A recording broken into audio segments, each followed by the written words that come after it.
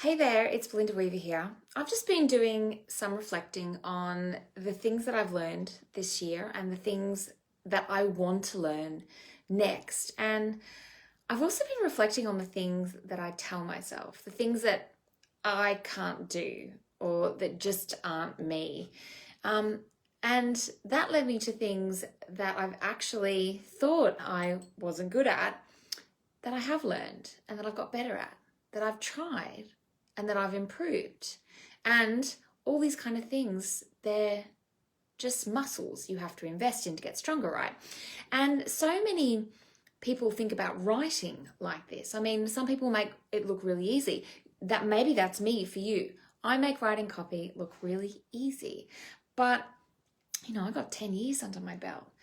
It's the same for other things though. There are people with a kind of natural affinity, They pick up sports really easily, or they have really good hand-eye coordination.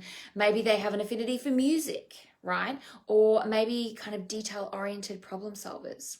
And sometimes these labels are put on us as kids, with the sporty one, the musical one, the funny one, the loud one.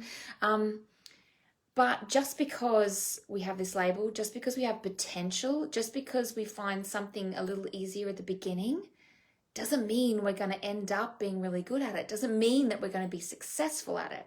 Because without practice, right, without doing the work, it can amount to nothing. And I read this book called Grit by Angela Duckworth earlier this year, really good book. And there was this quote: as much as talent counts, effort counts twice as much. And I think more people learn something, apply themselves, and maybe don't become masters at it, but they become extremely proficient at it. And that's the process, right? Embracing something as a skill that you can learn, learning it, practicing it, and getting better at it. And it's just like muscle memory, right? The more you do something, the easier it gets. There is no magic formula to this kind of stuff. And I'm here to say that copywriting, as I said, is in exactly that same camp. Copywriting's a skill. When I was working my day job as a marketer, I discovered copywriting, like so many of us do. Oh my God, copywriting's a thing. It's its own skill set. And then I also heard about a copywriting course, and I instantly put copywriting in the camp of something I could learn because there were teachers. And that's what I applied myself to do. I learned it, I practiced it, and over the 10 years, I have got better, thank goodness. But what that means is that anyone can write. It's a skill, not a talent, which means anyone can get better at it. And it really brings me back to this idea of labels, right? Because the musical one, the smart one, the sporty one, the funny one, the loud one. But a writer, oh no, that's not me. I'm not good at writing.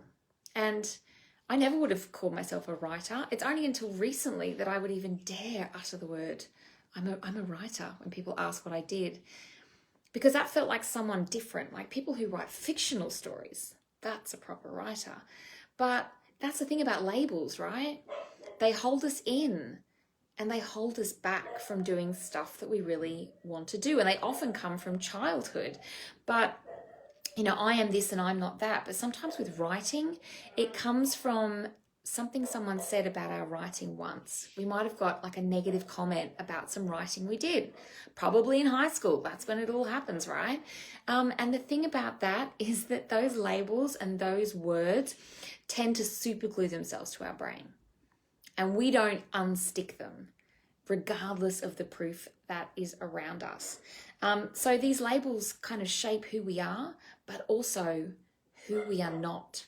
So if you love to write, don't talk down your writing. I meet so many business owners, when I ask them about the writing they do, they go, oh yeah, I do. I write our emails. I write the social media posts for our company. I've written the web copy. I'm doing our sales page, but I'm not a very good writer. Or things like, oh, it's not very good, but I didn't really have enough time. Or it's not very good, but I didn't have the money to outsource. There's constant like, oh, I wrote it, but it's not very good because I am not a writer. And when I read that, I'm like, this is good.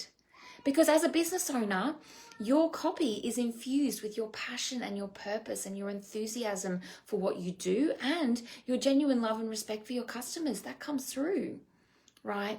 So while you might look at me as a copywriter and think, she's just got it, it's a talent, she makes it look easy and I could never do that. Know that I didn't know how to do it, right? You write on instinct for so long, but then you need to learn some things. And copywriting is a skill which can be learned and it can be practiced and you can get better. But while it might look like I write on instinct, it's just muscle memory. It's things I've done over and over and over and over again, researching, brainstorming ideas, writing ugly first drafts, editing them. And I never did all those things really well. It takes experience, but there's a persistence to it, right? So I guess, just what I'm thinking about now, and it got triggered by hearing a business owner really downplay their own writing. I want to tell you that if you love to write, write. Embrace the copy that you write for your business every day, the social media posts, the emails, the little bits of web copy, all the little things that you have to write every day as a business owner. Write them. And enjoy that moment and enjoy that process. And if you hear yourself talking yourself down about your skills and your abilities, catch that voice and put it aside. Don't let it become super stuck to your brain like other labels have. We want to try and unstick those labels that say, I am not a writer. Because if you love to write, then go write something and love it.